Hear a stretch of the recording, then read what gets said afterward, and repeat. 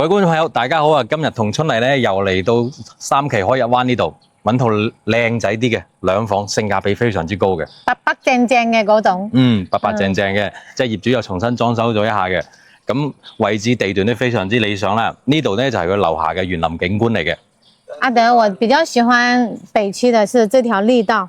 有條沿河綠道啦，雖然短啲，但都足夠用嘅，來回跑幾圈咧都有1-2公里噶啦。我最多跑3圈。3圈都好犀利噶啦，我頂多都係跑5圈嘅咋。那我們趕緊上樓看房。係睇下套靚房。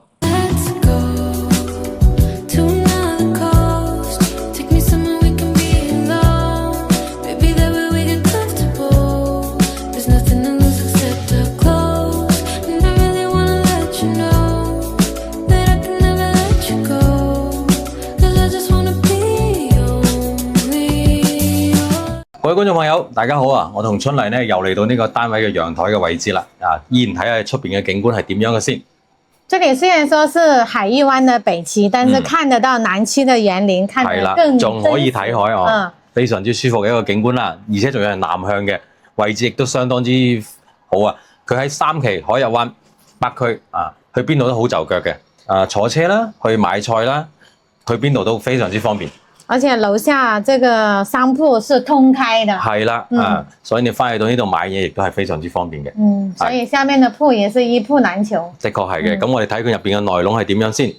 業主咧之前一路都有住嘅，咁我哋見到咧佢牆身同我哋之前睇嗰啲單位係唔同嘅，佢呢個係業主自己重新油過油嘅。白白淨淨啊。的確係，之前嗰種係黃黃地，有人唔中意咧，佢全部都油翻呢種白色噶啦。但是空調要洗一下。係居住嘅痕跡比較重啦，咁呢啲都係小問題嚟嘅，主要係呢個位置啦、地段啦，同埋佢成間房咧係南向，非常之舒服啊。客廳係朝南嘅，2間房都係南向嘅。咁睇完佢客廳嘅位置，我哋睇睇佢房間係點樣嘅。也算南北通咯，你看打開門非常流通的一個空氣。佢對流非常之舒服。來看一下這個小房間，用的是這個上下床。可以住多個人啦，上下床嘅設計。一個房當2個房用，然後這邊的話也是油得很乾淨啊，沒有任何瑕疵。咁廚房咧，撈舊啲嚇，咁都係一字型嘅廚房，咁後續咧呢度改造空間真係非常之大嘅。其實佢2房嘅廚房咧係比3房嗰種廚房咧係使用係好用好多嘅，因為長條型啊嘛，擺嘢又舒服啦。因為它有送那個小陽台。係啦，咁唯一美中不足咧，佢哋2房嘅廁所咧就冇做到乾濕分離嘅，但個空間開間係夠大嘅，絕對夠用。這個是要換的啦。要更換嘅嘢都幾多咯。咁呢度咧就係佢嘅主人房啦。其實主人房嘅景觀係我個人認為係比較舒服嘅景觀嚟嘅。瞓喺度，你往呢邊望過去咧，夜晚望出去就萬家燈火嘅感覺。日頭可以睇到望下海，非常之舒服。藍天白雲，而且這個採光也非常不錯。係啊，因為佢3面咧都係南向啊嘛，所以佢冇邊間房係暗房嚟嘅，非常之舒服。而且業主咧每間房都有空調啊，仲要係美的呢個品牌嚟嘅。它的家私呢全部都是一整套的，屬於簡約風。咁使用痕跡有啲重啦。咁下邊我哋叫攝影師做一個詳細嘅推鏡，將成間屋、成個單位嘅內容呈現俾大家睇嘅。